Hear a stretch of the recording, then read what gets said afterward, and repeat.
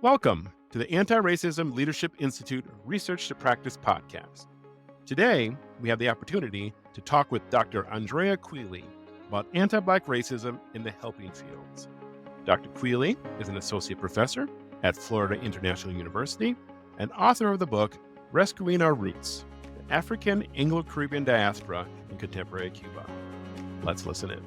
Welcome, Dr. Queeley. Thank you. Good morning. I'm so happy that you've chosen to spend time with us. I know that you're traveling, but you've pocketed out time this morning to have a conversation. I really appreciate you spending time with us here today. Yeah, thank you for having me. I'm really looking forward to it. So for our listeners who don't already know Dr. Queeley, I'd like to give her an opportunity to introduce herself so you understand who she is, her background, and what she does. Well, let's see. I can start off by saying that I am from California, Northern California, Bay Area. I'm a cultural anthropologist, so I have a PhD in cultural anthropology, and I am currently associate professor of anthropology at Florida International University, and I'm in the Global and Sociocultural Studies Department and the African and African Diaspora Studies program. So I have a joint appointment in those two units. And my research focuses on anti-Blackness in the Americas. So I have done projects in the US as well as Latin America. My monograph is on research that I did on English-speaking Caribbean migration to Cuba and community building in Cuba.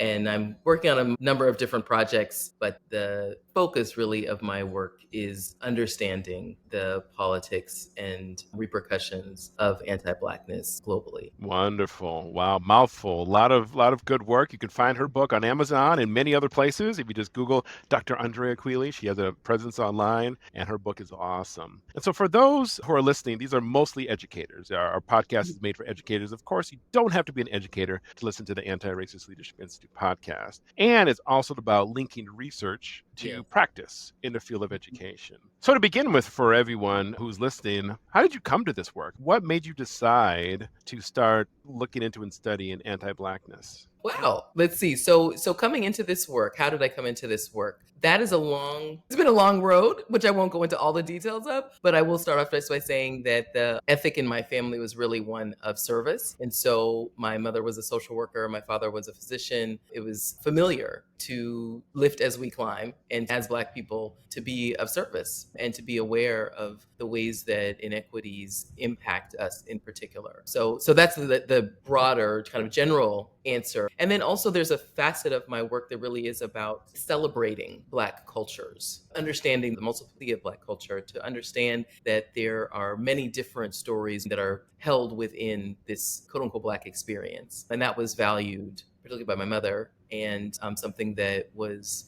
instilled in us from a young age. Wonderful. And so when you made the decision, because what's interesting is my parents are both educators. My mother was a counselor. My father was a special education teacher. And they insisted on working in Milwaukee public schools. They didn't go to the suburban schools or private schools. And just the conversations they would have with me, they didn't necessarily say racism, structural anti-Blackness, but it was a message of inequity. So when you went into the field, I understand that you were a practitioner for quite some time and then transitioned to academia. Talk to me about your experience in the field and what made you transition to academia.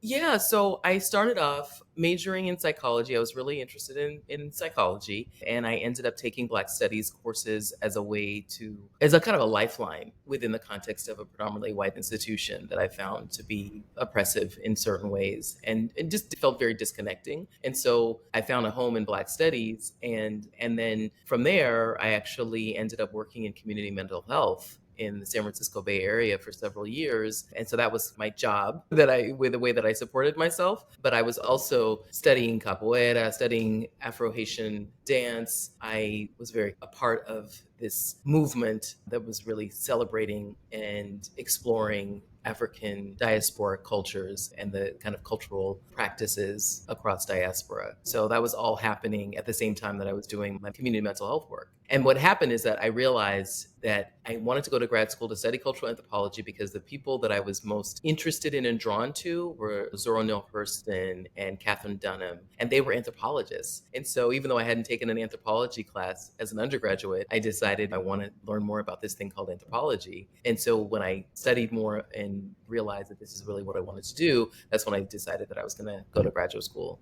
in anthropology. But I realized that the tools that we had to participate and support people in their healing process from crises, from serious mental health crises. And for much of that time, I was actually a dual diagnosis counselor. So I was working with people who had a substance abuse as well as mental health diagnoses. And so, and many of them, not all of them, it was San Francisco Bay Area. So it was very racially mixed populations. But I really came to understand that the tools that I was taught and that I was taught in undergrad and that I learned on the job were really insufficient in healing what was really the underlying issues for people's mental disturbance and their mental health challenges. So that's when I decided, oh, okay, I feel like culture is the answer, in my naive 20-something brain that there was something there, because I was also really interested in African spirituality and exploring African spirituality in religions in the Americas. And so I had this idea that I think there's something there in terms of healing people's mental health challenges, mental illnesses through their cultural resources. So let's Mhm. talk about that. So the concept of anti-blackness in the helping field. Yeah, I understand that you in your Mhm. family have a doctor, social worker, you were in community mental health. First, before we get into how it manifests, because education is a helping field,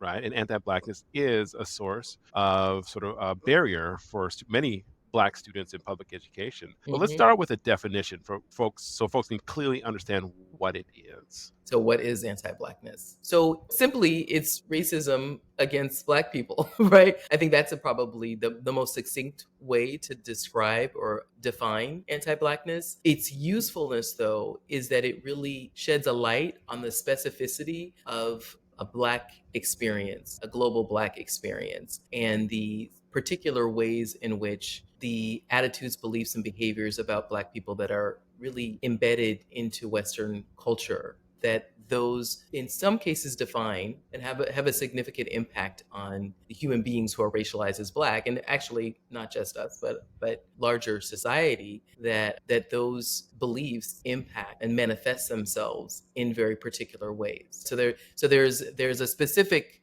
experience, right, of way that white supremacy has impacted people who are racialized as Black. Understanding, and obviously Blackness and whiteness are products of this way of organizing human beings that develop. Yeah, so let me ask you a specific question to do with the education field, because this is something that's controversial. And of course, I don't believe in, but I think this concept of anti-blackness, folks are like, it's not a thing, that they're bringing race into it. These communities, whether it's other community, non-black communities of color, or black communities, that if you just work hard enough and you stop being delinquent and have more fathers in the home, that you would have better lifetime outcomes, and not understand the nuances of the sort of the cocoon of the helping fields, right? It's medicine, it's in social work, it's in schools, it's all around us. For Mhm. particular manifestations, what does it look like? How would someone begin to understand that it is a part of a system? That's such a great question, Tracy. It's like, because some of the limitations, right, of in the ways, the approaches that we often take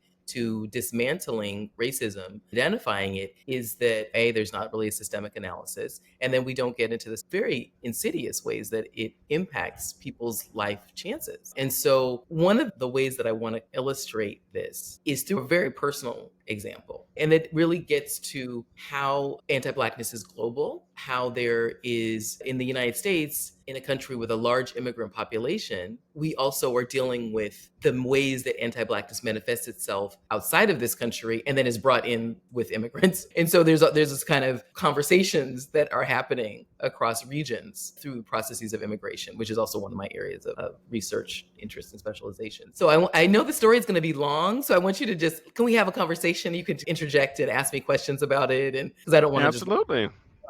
but let me just try and be succinct. So I live in Miami. I have a now 3-year-old. When this incident happened, this was almost a year ago, it was 2. And I live in a neighborhood that is probably now upper middle class and wealthy. And a lot of the parents in the neighborhood send their kids to these preschools, private preschools in the immediate vicinity. During Black History Month last year, one of the preschools it was discovered, actually they posted online, that the children in blackface. So one of the teachers, as part of Black History Month, had decided that she was going to put the children in blackface and put them in different costumes. So they were, Are these already black children, or are these no, new? no, no, no. These are not Black children. These are white presenting white Latinos, or they're not Black children. Okay. My friend and neighbor, actually, she's Black, she's African American, and her husband is Greek, and they have two children. She had her children in that, or her children, one of her, I think her oldest child, in that school. He wasn't in the school that day. Anyway, she finds out about this blackface incident, goes to the director, says, "This is a problem. Why are you having children in blackface?" The director, who's from Argentina, is very defensive, says, "No, what's the problem? You're the one who's being racist. We don't use these words," meaning the word racism. So the response was not, "How do we discuss this? What is your experience as a Black woman of racism? And why do you see this teacher putting children in blackface to be racist and to be a problem?" There was no open dialogue. So what that tells me is that director actually she was not coming with a blank slate, right? So that, meaning that she wasn't coming to the exchange with a blank slate around Blackness. So there are particular ideas about Blackness in Argentina and South America and in Latin America that informed both her reading of what her teacher did by putting the children in blackface, as well as the response that a Black woman, mother, parent, had around it. Yeah, let me pause you there because I want to Mhm. ask two questions as a part of Yes. the story. In our work in anti-racism in education, that we often see a lot of well-intentioned anti-Blackness. I Mhm. didn't know any better. We just had a case a week ago where there was a young white teacher in a school. It was the holidays, and she wanted to bring in a Santa Claus and Mrs. Claus. This is in Florida for the students who experience it in elementary school. This school is 95% Black, and she brought in a white Santa and a white Mrs. Santa Claus to this space. And the school director is Black, most of the teachers are Black, and you have this white teacher. And the Black teachers and leader were all like incensed that how could you not understand that Right. this is a Black community? And it would be better to have a Santa that reflects. This is a fictional character, Right. reflect the population. Well-intentioned anti-Blackness, because even these fictional characters are depicted as white people. And Mhm. she didn't have that. Her intent was there, but she didn't understand the context of where she was. And so Mhm. with this teacher, and it's going to be a stretch, this teacher who brought in this activity to put students in blackface, what do you think she was thinking in terms of, she probably thought she was doing something good? Yes. So that's such a great question. And so this is gets to the why it is so important to talk about anti-Blackness, because there are very, again, particular ways in which it manifests itself because of the historical context. So the historical context is that there was blackface in the United States. It was used to justify all kinds of insidious, treacherous treatment. So that the images, and this gets to this question of representation, the images and the performance of Blackness is something that still is with us. It was foundational to this country. But what we have to understand is that it was not just a US phenomenon, that they had blackface in Cuba, they had blackface in Argentina, they had blackface throughout Latin America. It was a very popular form of entertainment. And so the idea that this is something that is just a US phenomenon, or even that this is a lens, that the critique of it is something that is culturally specific to the US, really silences the voices of those non-white Latin Americans, particularly Afro-Latin Americans, who are not in agreement with these representations of themselves, who have struggled for centuries to be considered equal. So the idea of being represented as buffoons, as ugly, all of these things, and this is something that you've traveled throughout Latin America. You go to tourist shops, you go to these shops, you see the images of these mammy dolls, the pitch black face, the figurines with the pitch black faces and the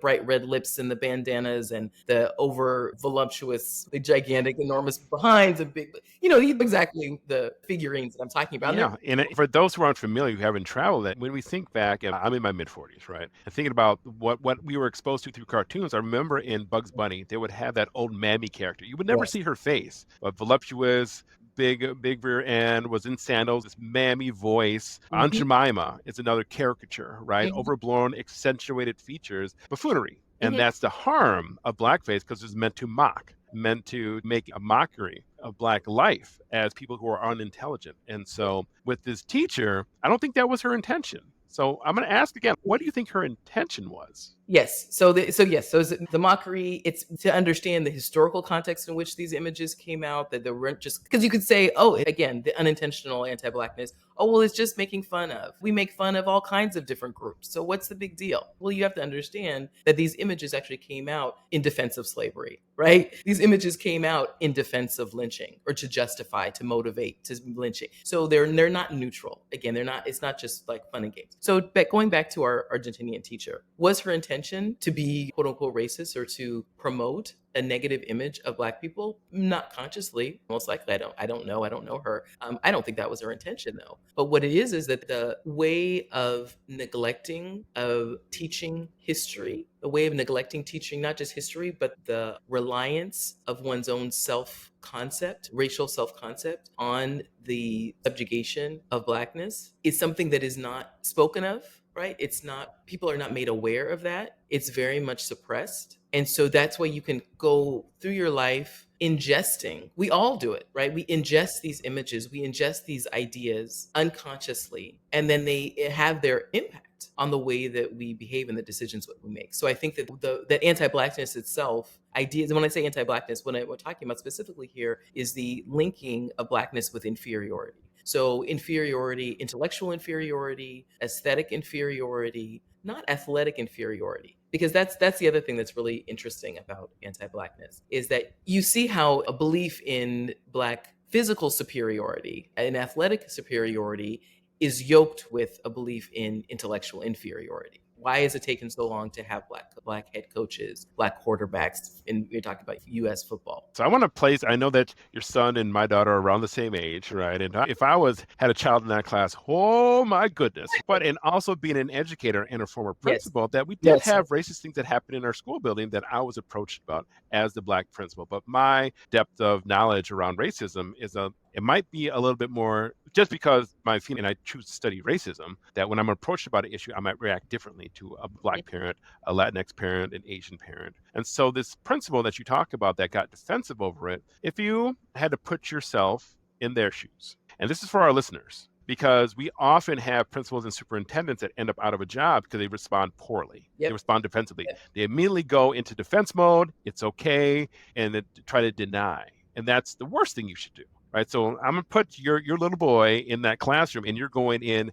as a parent and then also thinking about coaching the principal about how to appropriately respond. Yes, I'm right? so glad you brought that up. So how do you coach a principal who might not have the depth of knowledge around racism with a Black parent who comes in with a very real issue around anti-Blackness? Yes, that is such a brilliant question and such an important point because I saw this initially. Of course, I was upset. And then what really, as it unfolded, because she doubled down. And what really struck me is just to think, wow, as the director of this preschool, if a parent comes to you and says, this is really troubling, this is racist, what this activity was racist, and I'm disturbed by it, come with an open mind.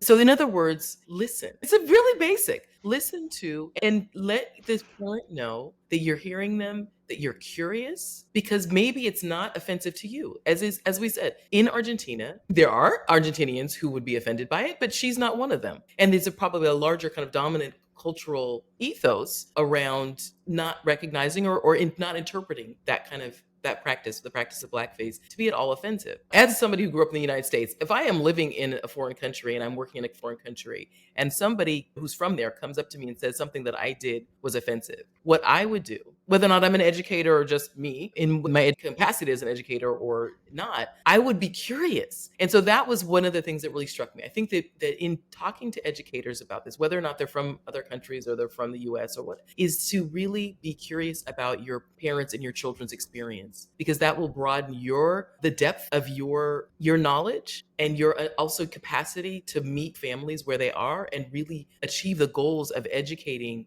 the whole student, the whole person. And so I felt like that was such a moment, that was such a loss and of an opportunity to actually engage with my neighbor and friend around why is it that this was offensive to Black Americans and to because it wasn't just offensive to my Black American friend, it was also offensive to some of the other parents in the school who took their children out of the school. Simply profound, right? It's simply profound. Mhm. We just have to listen and try to understand and seek to understand why and not immediately deny. But often folks' fragility get in the way. Are you calling me racist? Are you calling the teacher racist? They get into sort of, they personalize it. Are you calling me? I'm like, I'm not calling you, but what you did has a significant impact on this, not just the students in there, not just the Black students, but all students, about this ingesting of anti-Blackness as okay. And so say that, I'm gonna take us down one level deeper, because all is not lost. The parent comes in, the head of school or principal reacts poorly in the moment. The parent is not satisfied, they go home. The director then reflects after a conversation with the teacher, is like, oh, guess I did actually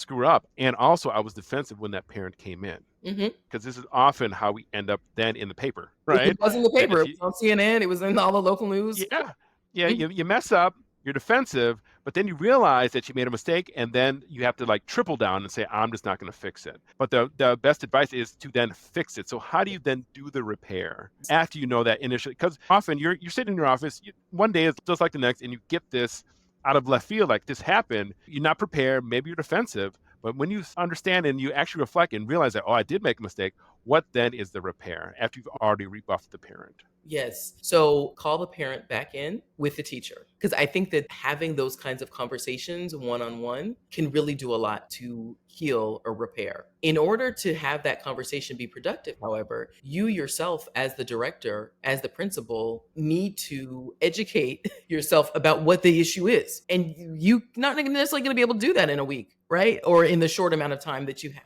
So you bring in people who are actually doing this work. So in other words, so for example, I meant this was on a local news story, and then it got picked up by CNN. So there were people who were interviewed, myself just being one of them, who actually do this work, who understand what the issues are and why this is problematic. So as a director, as the principal, you go and you find those people. You can just look at the news stories and then you contact them and say, look, I know that this was a problem. Can you please help me with this? And then bring in those experts who actually have knowledge of the intricacies, right? And are also going to perhaps know how to approach a situation not from a position of blame and shame, but again, from a position of curiosity. So in other words, what Awesome. I know, I am assuming the action, what was behind the actions of those people. I'm assuming that they're Argentinian. They probably have been exposed to negative ideas about Black people and Blackness. It's unconscious. It's playing itself out. They think this is a fine form of culture of entertainment, and it doesn't occur to them this is a problem. And it also doesn't occur to them that actually calling this out as racist is not in and of itself racist, right? Because that was that, oh, you're saying that this was racist. The fact that you even brought this up, that's racist. And so I understand this and I can speak to this to a certain degree. But I don't know what these individuals' experiences have been. So I think that in choosing who you bring into facilitating those conversations, you choose wisely. Right. You Awesome. know, And I agree, because I remember a few years back, we don't get a lot, but we get enough in our institute, that we had a superintendent who came to us pretty much in tears because she had said, post George Floyd, she wanted to make a statement that, automated phone call home, we're supporting our students. We're going to talk about the George Floyd incident tomorrow, trying to be really progressive. This is white female superintendent. And at the end, she said, Black lives matter and all lives matter.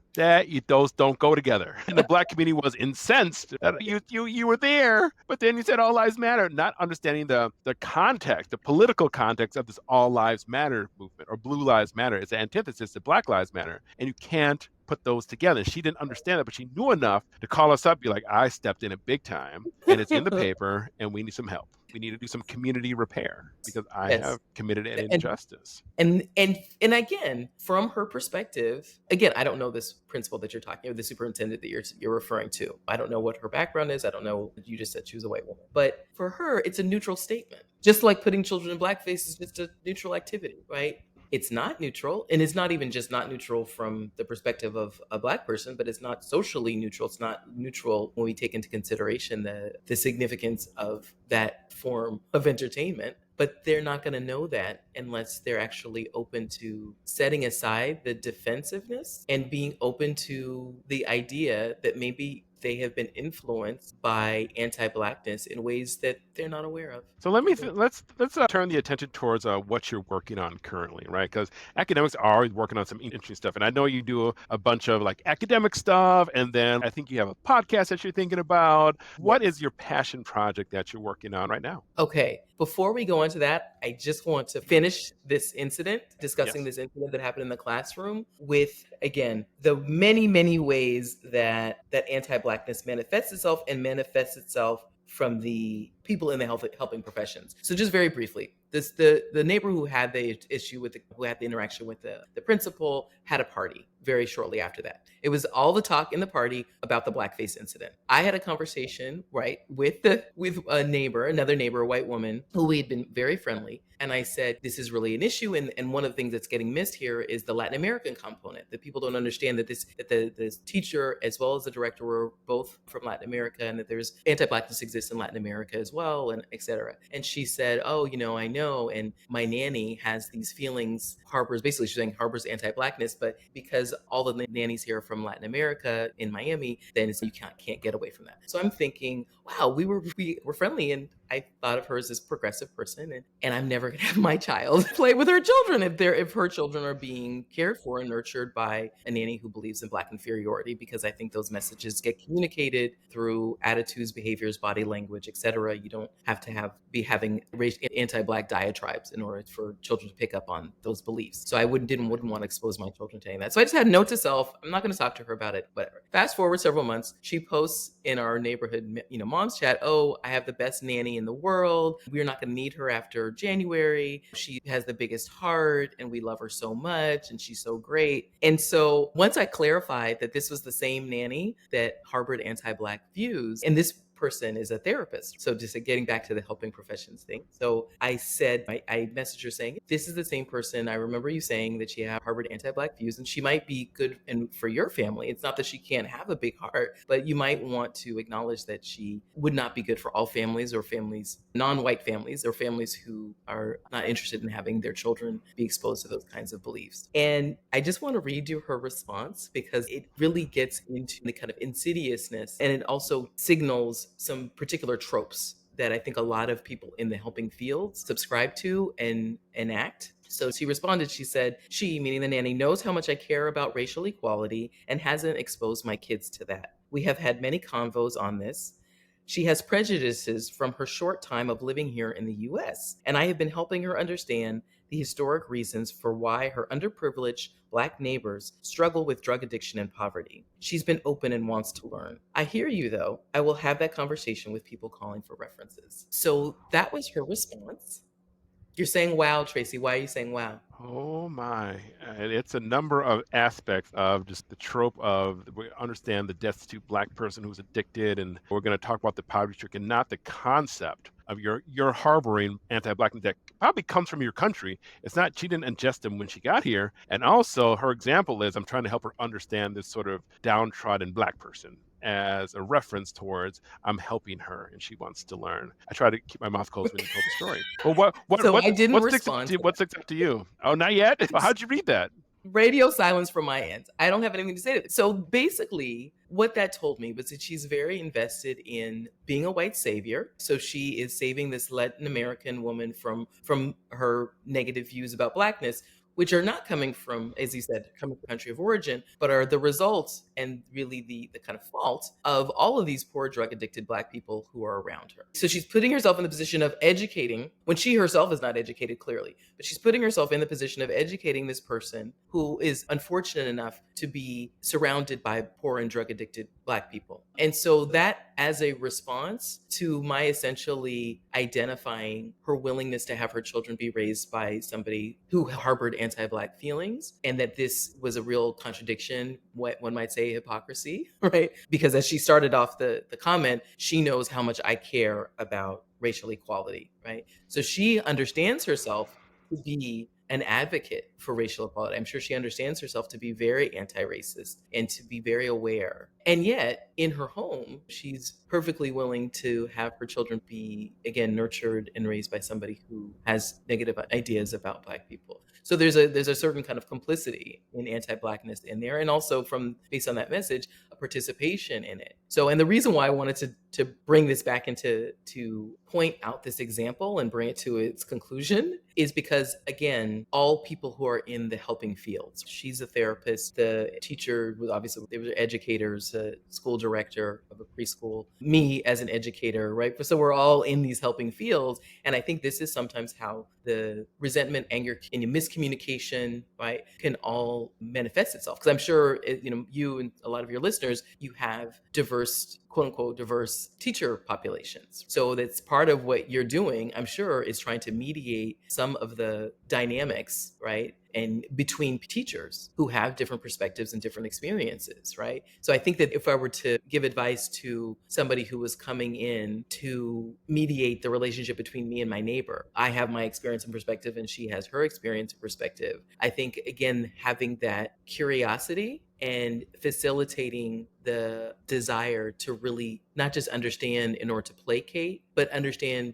because you know that developing that level of understanding is going to allow you to reach the goal of, in the case of most of your listeners, the goal of eliminating racial disparities in performance. I am so glad that you closed the loop on this sort of story around anti-Blackness in the helping field. A mother who is a psychologist by trade, who probably has maybe Black clients, right, is actively complicit in allowing someone with anti-Black sentiments to care for her kids, right? It's very profound in a lot of ways. And then on top of that, when approached from a Black friend, it's the ingested, and a lot of our listeners who would be listening to a podcast like this probably considers themselves to be anti-racist or at least an ally. And the hard part about it, and this is some of the work that we do, when we approach someone who has a sort of self-image that Yeah. gets poked at, it's really hard to ingest that, oh my gosh, someone is giving me a gift to really understand my complicity in white supremacy. And instead of being defensive and trying to explain why that's okay, maybe I need to sit in it for a while and understand that maybe I am complicit, and how do I be less complicit? Because the reality of the situation, and reality, especially in education,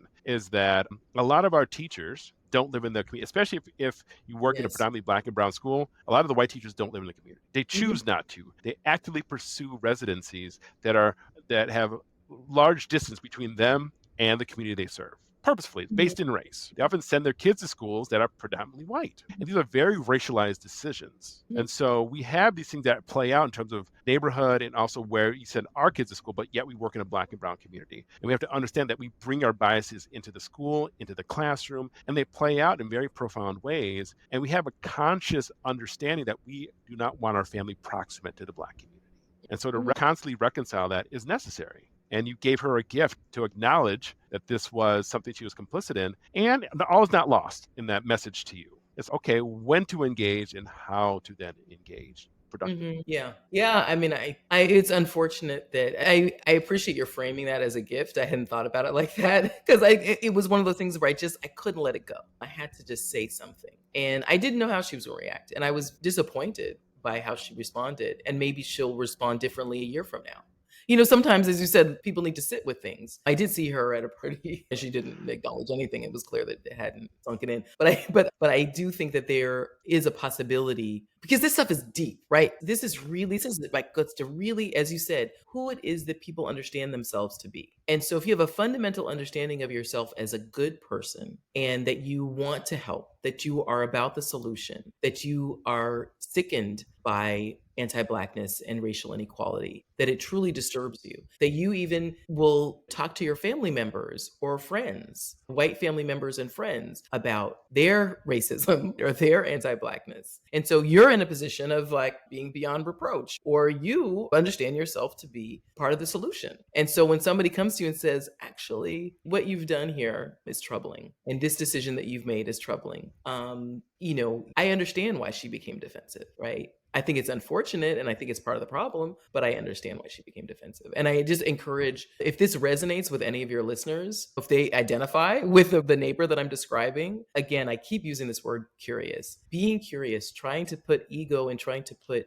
again, this kind of investment in being good. And especially for women, we are supposed to be good. And what happens when we're not? Right. And we get called out on actually, not that we're not a good person. As you said, I think earlier in the podcast, that in the session, it's not you that is, you're not a bad person. It's what you've done that, of course, reflects some of your beliefs and your attitudes, underlying beliefs and attitudes, but is not all of who you are. We are more than the worst thoughts that we've had, the worst things that we've done. And it's not without repair. Like you can Yes. make mistakes. That road of anti-racism is full with mistakes, right? Filled Mhm. with mistakes, especially when you put yourself out there and you try to do things to the best of your ability, right? The journey is inherently imperfect. And I use the phrase, you got a newborn giraffe. If you want to be Yes. anti-racist, you got to walk like a newborn, you got to picture You yourself being a really want to newborn laugh. giraffe. Right? Ooh. Newborn giraffes, they're like gangly, they fall over, it's a mess, right? But they don't stop trying to walk or they won't Yeah. walk. Yep. And what often happens is with well-intentioned educators, especially non-Black leaders and non-Black educators,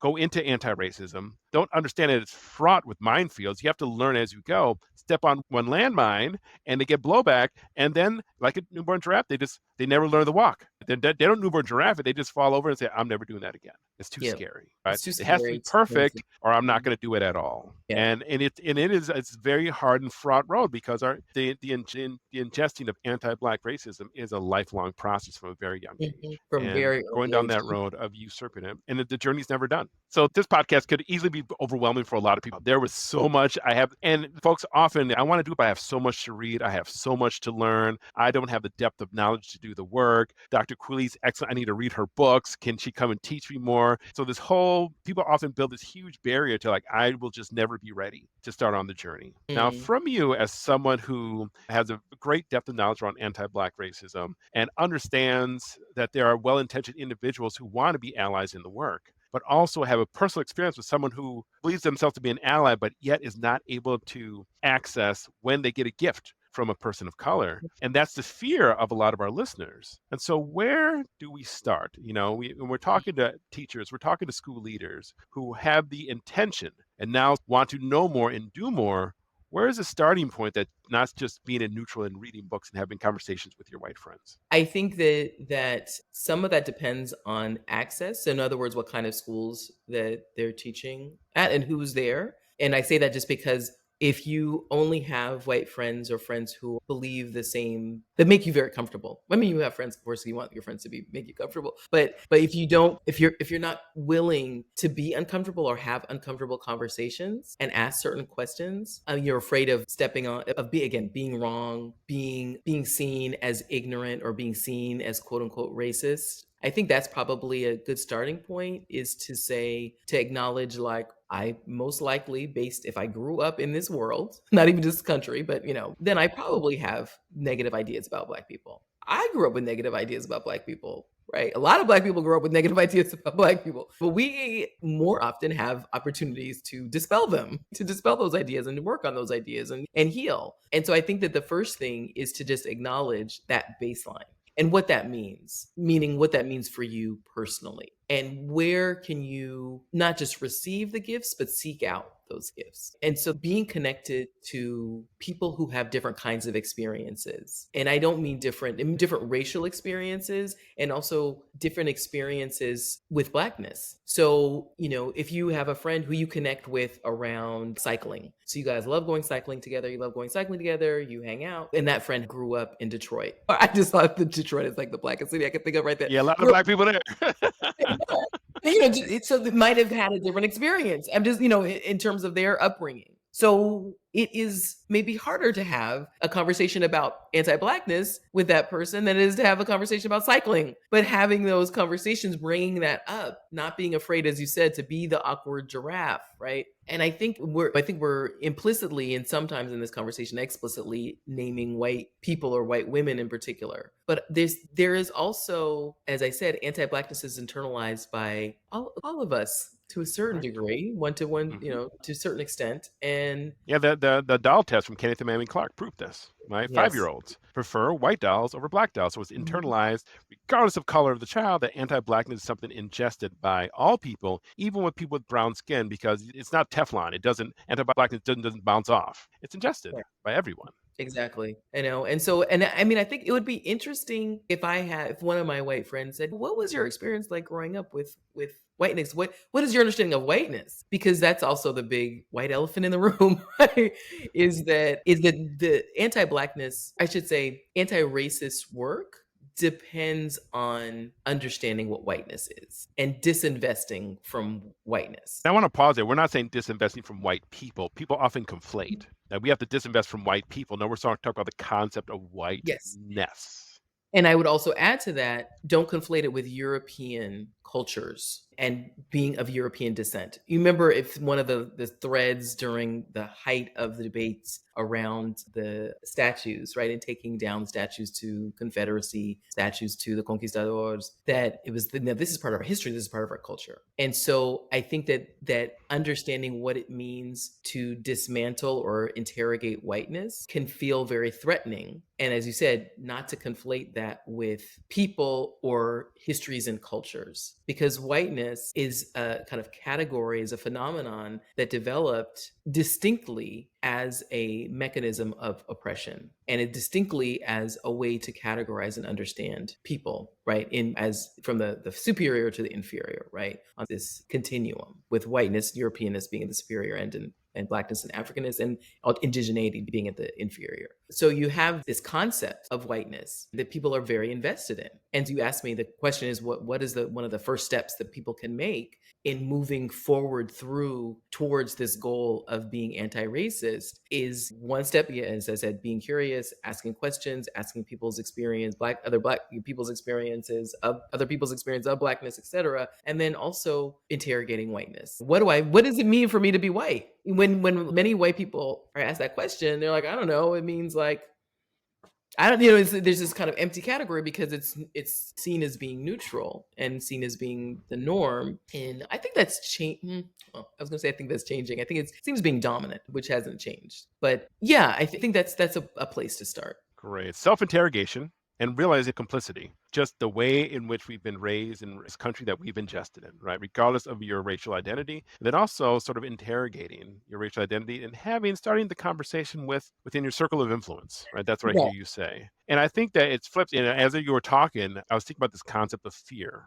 and changing the definition of people who are fearful about having the conversation to change the fear, like what fearful of what will continue in society if you don't.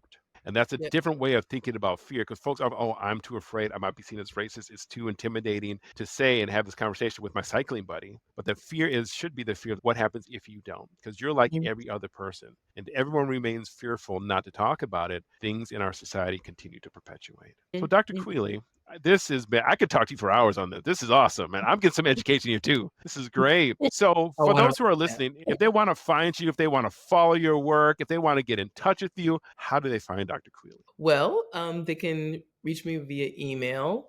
As I said, I'm at Florida International University. So my email address is aqueeley @fiu.edu. And I'm also on LinkedIn, Andrea Queeley, Wonderful. AQUEELEY.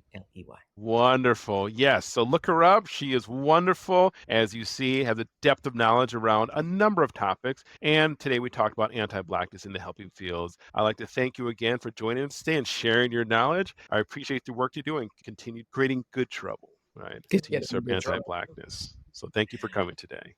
Thank you for having me. Take care.